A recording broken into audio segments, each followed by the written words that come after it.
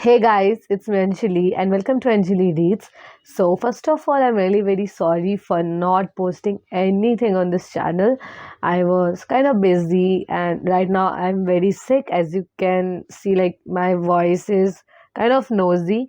So, coming to the point, in this video, I'm going to review A Thousand Splendid Suns by Khaled Hosseini.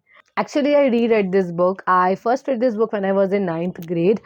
Back then, my sole intention was to read something that will pull my heartstrings until I bawl like a child. But to be honest, and I was really very stupid for considering this book not as great as a Kite Runner.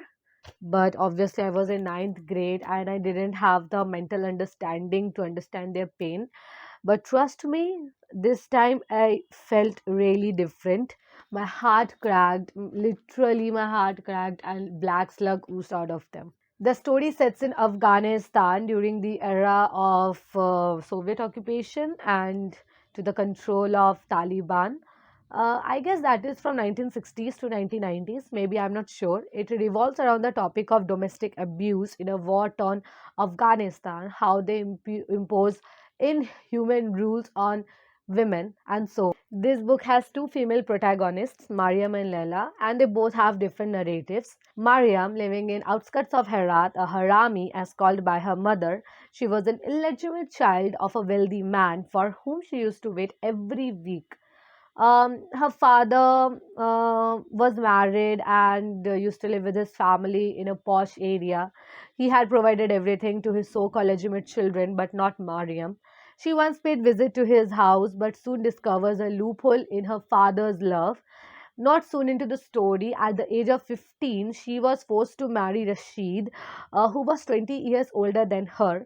Her father's wives forced her into this because they didn't want to be a harami. I literally felt broken, but no, there were more. To be honest, I felt that Rashid was a sex maniac. I don't know why, but all those descriptions of physical interactions between Rashid and Mariam or Rashid and Leila, it was heartbreaking to read, and he used to abuse both of them. Hosseini has written about his past marriage and demise of his son, which leads to a little sympathy for him. But all the other things that he did were literally disgusting, and I don't support them at all. And what can I say? Like, I literally wanted to do something. Leila, a young child, Tariq was her best friend and love of her life, but what snatches her father, brothers, affection of her mother, and even Tariq. Rashid took her situation as an opportunity and lured her to marry him. He abused her too, of course. By the end, it will leave you with teary eyes.